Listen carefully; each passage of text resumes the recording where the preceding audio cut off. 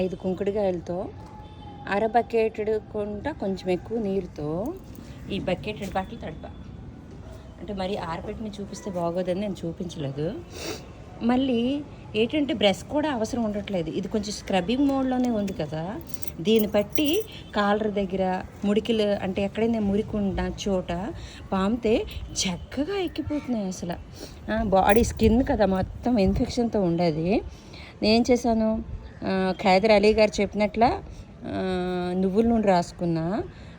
రాత్రి నైట్ నువ్వుల నూనె రాసుకొని మార్నింగ్ అలోవెరా రాసుకొని కుంకుడికాయ కానీ సీకాయతో కానీ రుద్దుకోమన్నారు. వర్షం నీరే స్నానం చేసా వీలైనంత వరకు.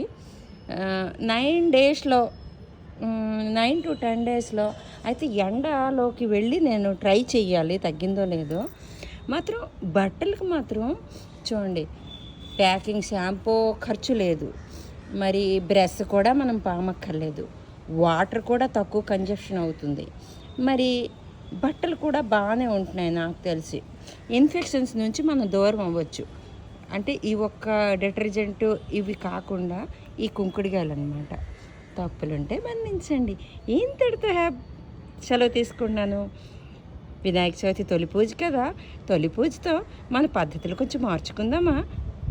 నాకు తెలిసిన చిట్కా నేను చెప్పా. తప్పులుంటే మన్నించండి. ఇంతటితో సెలవు తీసుకుంటున్నా.